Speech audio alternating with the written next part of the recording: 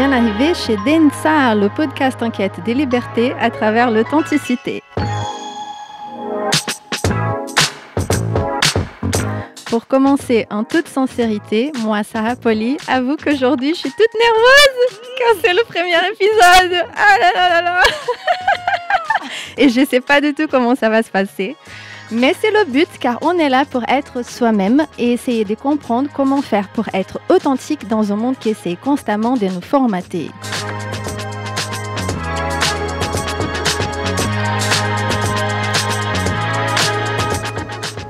Et pour m'aider sur cette quête d'authenticité, j'invite aujourd'hui celle que j'ai rencontrée dans les toilettes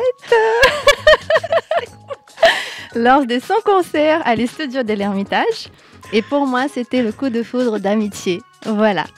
C'est une personne citoyenne du monde, enracinée dans la diversité.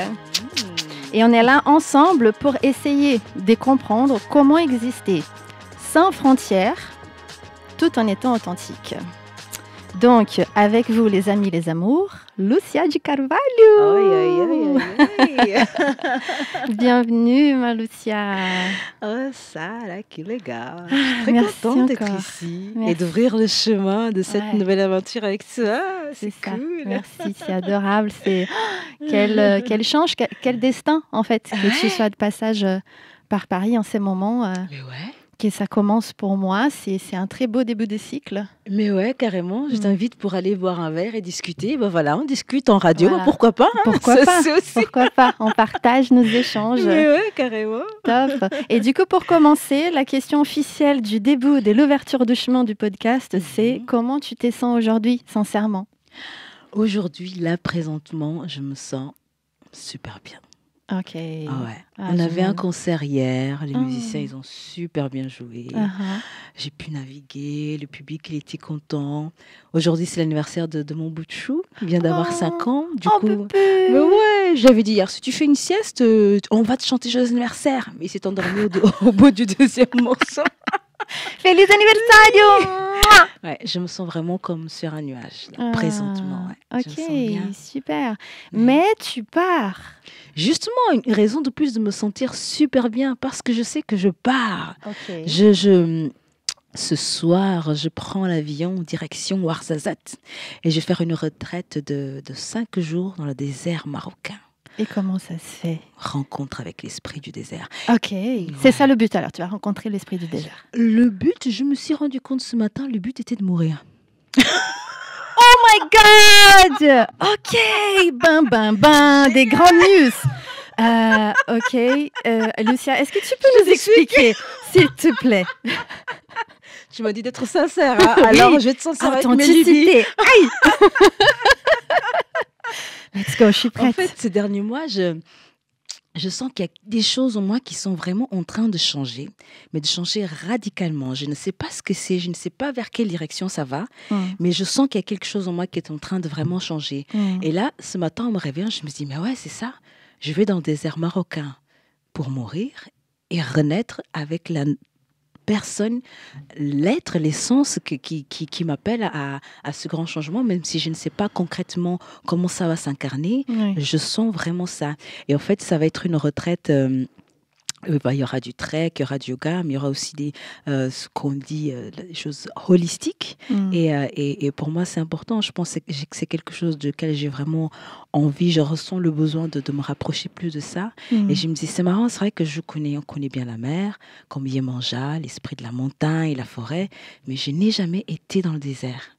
Et quand je faisais ma valise, j'étais en train de me dire, il faut que je m'apprête pour cette rencontre. Je me dis, mais tu vas rencontrer qui dans le désert? La personne. Et puis, je me suis rendu compte, je me suis dit, ouais, comme dans le chamanisme, je me suis dit, je vais rencontrer l'esprit du désert des choses qu'il a m'enseigné. Oui, tout à fait. C'est touchant ce que tu dis parce que moi, ça m'arrive des fois, quand j'arrive à me mettre dans une position d'observatrice, mais ouverte, pas passive, de la nature, j'apprends des leçons des ouf, juste en observant comment la nature agit. Et je me rappelle qu'une fois, j'étais très souffrante par rapport à quelque chose qu'une personne m'avait fait. Je suis allée visiter un ami qui a acheté un moulin. Et du coup, à côté de sa maison, il avait la rivière qui coulait et je la regardais longtemps en rentrant dans une sorte d'étreinte. Et en fait, au bout d'un moment, elle m'a dit, regarde Sarah, toi, c'est comme moi.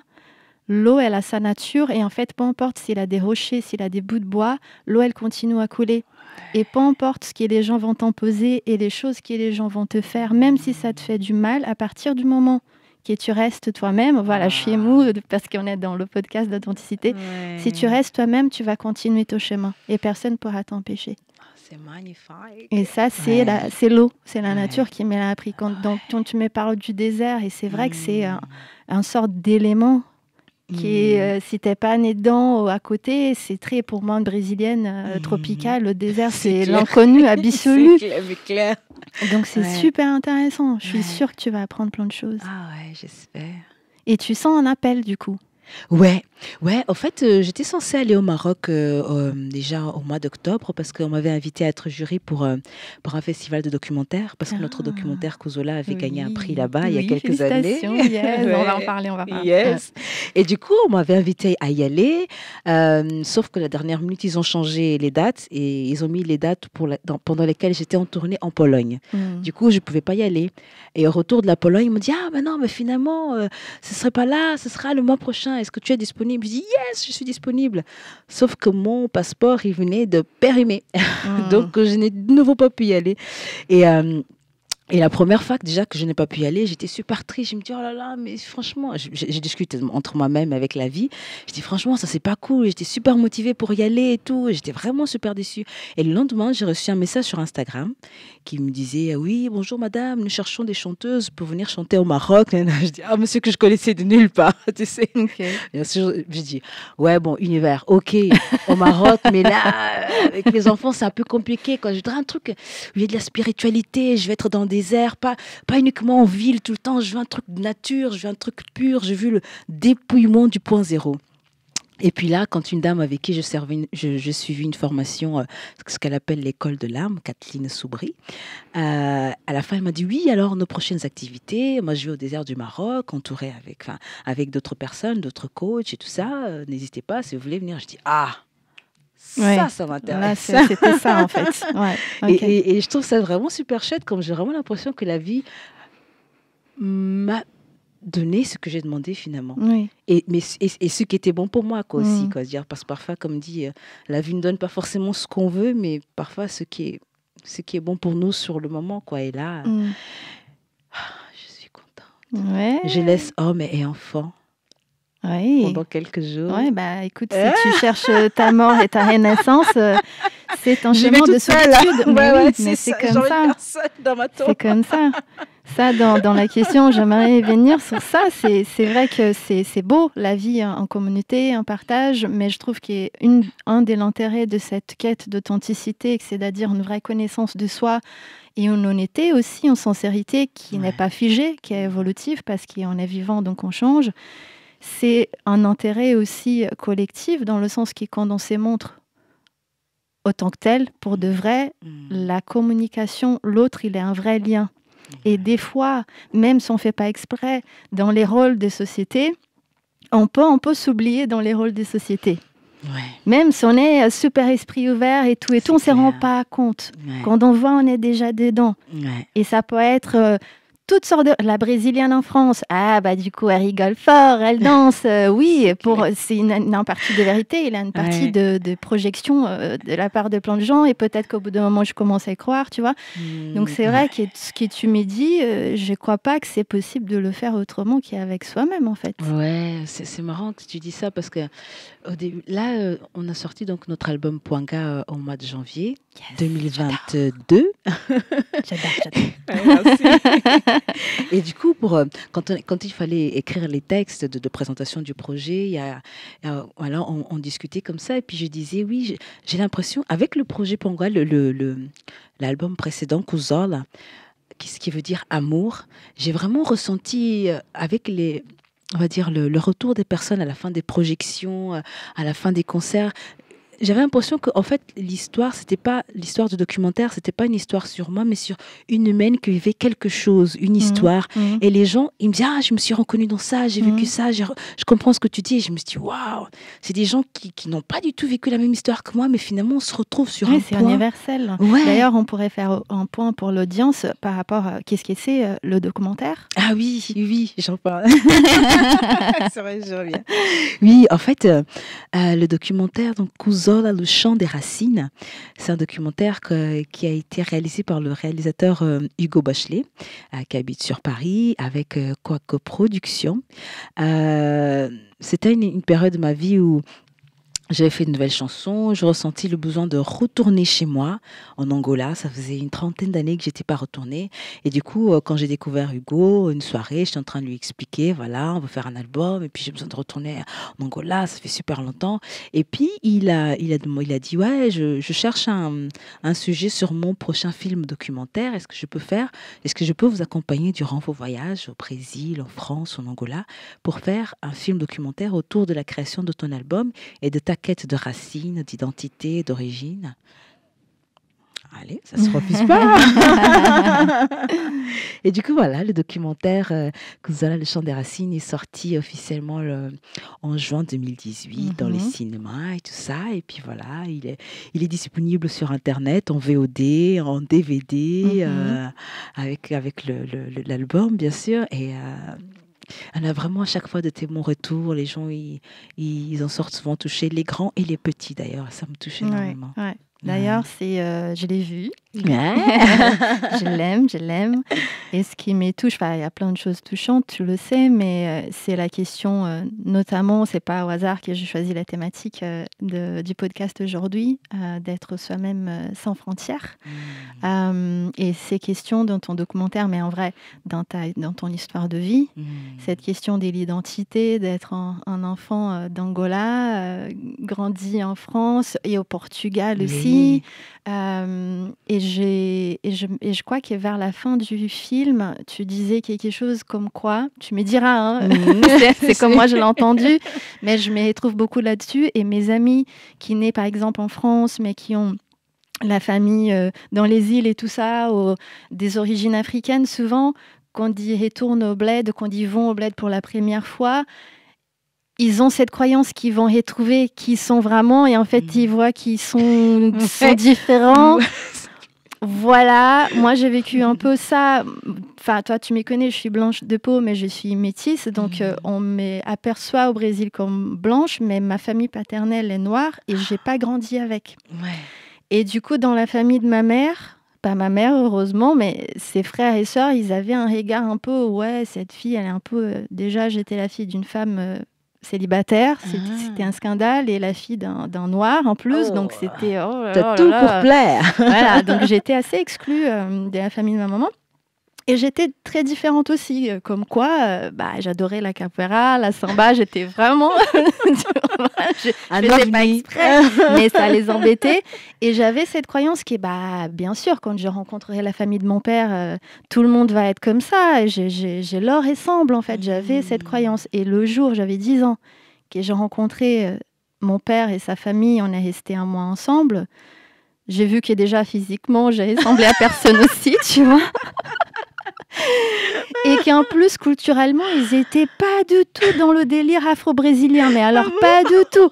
Mon grand-père avait fait carrière dans l'armée. T'imagines ? Et mon papa, il m'a lissé les cheveux pendant un mois. Mais je te jure. Donc, ouais, tu vois, j'ai pas vécu ça en allant en Afrique. Mais bon, j'ai connais un peu cette sensation. Oui, mais ça alors, j'ai viandu, je ressemble à qui c'est quoi le délire finalement. Tout à la fois. Et toi à la fois. Ouais. Et t'as quelque chose comme ça à la fin du documentaire, un témoignage de ta part qui dit, du coup, je suis allée partout, mais je me retrouve pas vraiment appartenante à un part, mais parce que c'est peut-être pas important. Ouais. Parce que je suis peut-être... Est-ce que tu peux en parler de ça, en fait, de cette compréhension-là ? Ouais. C'est vrai que dans le documentaire, j'étais vraiment en quête de mes racines angolaises.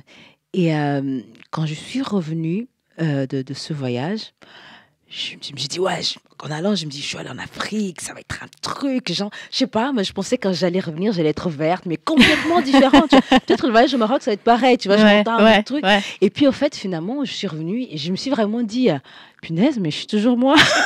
Déception. Mais intéressant. Mais 2 semaines plus tard, je me suis vraiment réveillée avec cette image de la fleur, comme si j'étais une fleur avec les racines, c'était l'Angola, la tige, le Portugal, et la fleur, le Brésil, et la France, le sol, qui permet à cette fleur de pousser. Et en fait, c'est marrant parce que ça m'a permis de comprendre que finalement, que je peux choisir dans chaque culture la partie qui je veux, qui me ressemble, et que je construis finalement ma propre identité. Et j'aimais bien Amin Malouf qui disait dans le livre Les identités meurtrières que les gens qui sont entre différentes cultures, ce sont les gens les plus propices à pouvoir faire des ponts entre ces cultures. Et moi, je sens vraiment que je suis comme ça. C'est-à-dire, je regrette de ne pas pouvoir faire partie des mouvements de défense des Noirs. Je n'arrive pas à faire partie du mouvement. Je ne peux pas faire partie du mouvement de défense des Noirs parce que souvent, au bout d'un moment, je me dis, il y a un truc genre les Blancs, mais mon mari, il est blanc. C'est compliqué.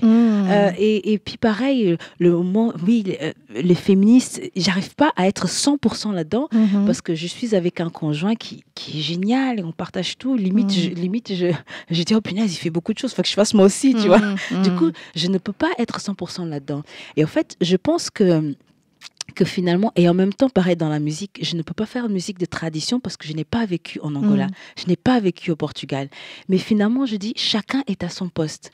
Les féministes sont importants, le mouvement Black est important, ceux qui sont dans le traditionnel, c'est important, ceux qui sont dans le 100% moderne, c'est important. Ouais, et moi, tu dis ça, mais voilà, c'est ça. En fait. Tu dis ça, mais on a tous ces éléments dans l'art qui tu fais, en fait. Oui, mais complètement. Complètement. Mais ouais, c'est ça. Je ne peux pas faire partie de la communauté, mais je me sens faire partie, tout en me faisant faire partie. C'est bizarre. Non, c'est pas bizarre du tout, c'est tout à fait ça. Et c'est cohérent avec ton... Enfin, je vais parler de moi en parallèle. Le fait d'avoir différentes nationalités et d'avoir vécu dans différents pays, ça fait qu'on est un peu de toute chose sans étant 100% rien du tout, tu vois. Et ça, je ne suis pas moins brésilienne pour autant, mais c'est vrai que je ne suis pas la brésilienne comme on entend parce que ça fait vraiment longtemps que je suis en Europe. C'est ça. Et ça, c'est pas...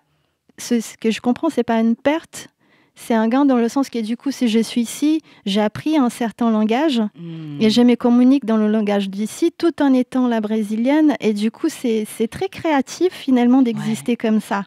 Parce que quand on est dans un groupe, dans une communauté spécifique qui a son propre langage, on s'intègre. Alors que toi, moi et plein d'autres citoyens du monde, on ne s'intègre pas, on s'adapte. Et le mot adaptation, ça me plaît, on s'adapte tout en étant... Je reviens sur l'authentique. Et du coup, on amène, écoute, en France, vous faites pas de câlins, mais écoute, moi, je suis très française comme je peux, mais toi, tu vas me faire un câlin parce que j'en ai besoin, tu vois. Et du coup, mes potes, maintenant, on passe notre temps dans les bras les uns des autres.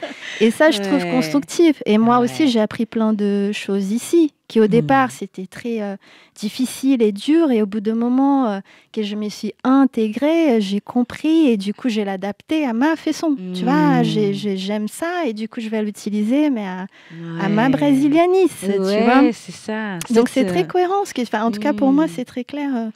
C'est ça, finalement, ce serait un mouvement féministe finalement, où les hommes peuvent s'y aller, un mouvement pour les pro-blacks où les blancs sont les bienvenus. Là, il n'y a pas de souci, quoi.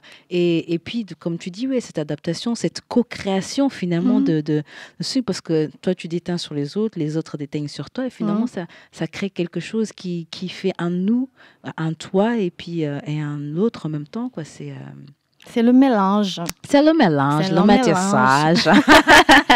C'est ça, on adore le mélange.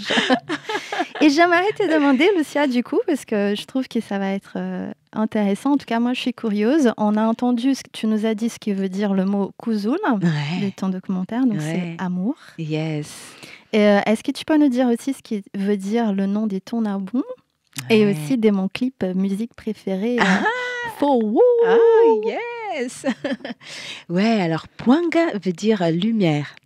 Et c'est un hommage à cette lumière intérieure, finalement, que je trouve que nous avons en chacun de nous, qui nous connecte à notre âme, à notre essence première, et qui nous élève, nous porte. C'est une amie à moi, Ophélie, qui fait des ateliers d'écriture, qui a fait un atelier d'écriture dans un petit village en Angola qui s'appelle Mumanga, avec des femmes agricultrices. Et dans ce village, on parle Tchokwe. En Tchokwe, lorsqu'on prend une photo et qu'on veut faire sourire les gens, on leur pose la question « Pwanga Nipui ». Ça veut dire lumière ou obscurité. Et les gens répondent « Pwanga ». J'adore. Pour montrer toutes leurs dents. J'adore. Et quand elle m'a raconté ça, j'ai trouvé ça, l'image, j'ai trouvé, ça m'a vraiment un truc. Je dis, mais ouais, mais c'est ça. Ça me fait vraiment. En fait, c'était avant la période de Monsieur Coco, Coco 19. Et pour moi, ça m'avait vraiment fait un truc comme si la vie me dit, souviens-toi que tu as toujours le choix de la manière avec laquelle tu vis les situations, tu abordes des situations. Pwanga Nipui. Et ça m'a servi énormément encore aujourd'hui. Bien sûr, ce n'est pas toujours simple. Il y a des moments où on a besoin de laisser macérer, de trucs avec beaucoup d'amour et beaucoup de tendresse, parce que voilà, en tant qu'être humain, il y a des émotions qui sont fortes, elles sont là. Ouais. On peut pas dire, c'est pas l'histoire de faire autruche. Non, tout va bien, alors que non, si c'est là, c'est là. Ok. Sauf qu'au bout d'un moment, voilà, tu reprends ton pwanga, tu mets la lumière, parce que tu es la pièce dans le noir, là, tu allumes la lumière et boum, tu retrouves ton pwanga et avec le temps qu'il faut, le rythme qu'il faut, quoi. Et du coup, ça vient de là, pwanga. En hommage à cette essence, à ce un, comme je disais après le documentaire Kuzol, j'ai vraiment senti très fort ce un qui unit les êtres humains. Et du coup, je me posais la question, mais au fait, finalement, par rapport à cette quête d'identité toujours, parfois, si on enlève ce côté je suis noire, je suis femme, je suis chanteuse, je suis maman, je suis fille d'eux, je suis je sais pas quoi d'eux, est-ce qu'il reste quelque chose quand même? On va au désert pour le découvrir. Ouais, mais ça, c'est... Moi, je trouve que oui, en fait, je me suis rendu compte que oui, il y a quelque chose, il reste ça. Il reste cette essence, finalement, où tous les êtres humains se retrouvent au-delà des différences. Dire quand on dit nous sommes tous égaux, ouais, sur certains points, je veux dire, tous égaux, ouais, quand on se regarde comme ça, je dis, pas vraiment, quoi. Socialement, on n'est pas égaux, en fait. Voilà. On est égaux autant qu'existence. Oui, c'est ça. C'est ça, voilà. Je trouve que cette essence, et finalement, et c'est quelque chose qui m'a donné vraiment envie de me rapprocher vraiment de la nature, des éléments, de retrouver ce côté sacré de la vie, ce côté respect, révérence vraiment face à toute chose, et en même temps une forme de légèreté, genre rien n'est important, quoi. Vraiment tout passe, tout vient, mais en même temps tu comme font les enfants là, ils sont devant une fleur, ils sont wow, comme c'était la chose la plus belle, la plus merveilleuse qu'ils ont vue, et là la fleur, juste une petite fleur, rassemble le tout, quoi. Comme ce qu'on dit, l'infiniment petit, c'est comme l'infiniment grand, et moi, c'est vraiment cette essence-là que j'ai envie de célébrer. Et du coup, la chanson, pour revenir au Pwanga Nipui et la signification de ta chanson préférée, ces femmes agricultrices qui ont fait l'atelier d'écriture avec mon amie Ophélie, elles ont pondu un texte autour de la femme, de leurs valeurs. Je suis une femme paysanne, j'apporte l'eau au village. Grâce à moi, l'humanité pour survivre, car je suis porteuse de vie. J'étais enceinte à l'époque en plus, tu vois. Ça m'a touchée, j'ai trouvé ça magnifique. Du coup, je leur ai demandé autorisation d'utiliser leur texte pour faire une chanson qui s'appelle Power. Power, ça veut dire femme. Mais en prononçant, je trouve ça fait en même temps power. Je trouve ça fait power. Et voilà, ça m'a inspiré cette Ngoli power, Njimi nataka mangu wa chikongo. Ngoli power, kutaka ni mkwazango. Yamina hana, wanakuli ana eseni. Waze musona kali yatu wanene. Chiki chiki chiki. Iele. Magnifique. Voilà. Je savais que ça allait être une bonne question. Tu allais me donner une réponse. T'es ouf, quoi. C'est aussi... Quelle intuition, Dame Sarah. Et là, là, pour conclure, je vais te faire la dernière petite question du podcast. Yeah. Donc, après tout ça, qu'est-ce que tu considères des plus authentiques chez toi? S'il en a. Let's go. Le plus authentique chez moi. Maintenant, ce que je considère le plus authentique chez moi, c'est vraiment cette essence. C'est vraiment ce que je retrouve dans tout ce qui nous entoure, dans tout ce qui vit, dans tout ce qui est. Oh yeah, ça c'était chouette ça. Eh bien, ceci était Lúcia de Carvalho, people, so nice. Sarah Poli, au podcast Densa. Et vous pouvez en savoir plus sur Lúcia, sur luciadecarvalho.com. Et moi, je propose aussi que je vais mettre le lien vers ton clip Powo dans le descriptif de cette vidéo sur la chaîne YouTube. Donc, regardez en bas et comme ça, vous pouvez découvrir sa chaîne et ses clips et ses albums. Franchement, vous avez compris, hein, allez-y. Merci du coup, Lúcia. Du plaisir. Plaisir énorme. C'est bon te ver. Manquait le petit thé, finalement. On a fait notre petite session. Là, la prochaine fois, un petit thé. On va faire ça tout de suite maintenant, là. Le after. L'after. Non, ça aurait fait trop du bruit, les tasses. Ouais, là, au moins, on était concentrés. C'était génial. Ouais. Merci pour l'invitation. C'est un plaisir. Et merci à tout le monde qui nous a écoutés. Donc, Densa est diffusée sur ma chaîne YouTube Sarah Poli et aussi sur la radio RapTZ et sur internet raptz.com.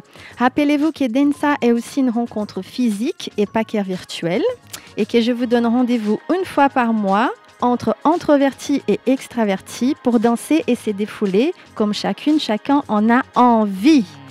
Voilà, donc pour connaître les prochains rendez-vous dansants ou s'inscrire à la newsletter Densa et rester connecté, allez sur sarahpoli.com/densa.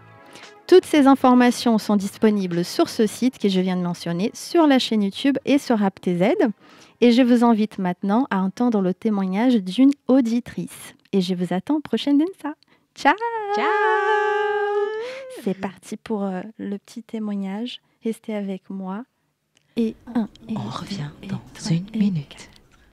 Pour moi, l'authenticité, c'est être vrai, être en accord avec ce qu'on est au plus profond de nous-mêmes. Voilà, c'était ma petite contribution. J'espère que ça va comme contribution. J'espère que tu n'entends pas la pluie qui tape fort sur le toit parce que je suis dans un petit chalet dans un camping. Et donc, il pleut. Et peut-être ça s'entend, mais bon, ce sera authentique.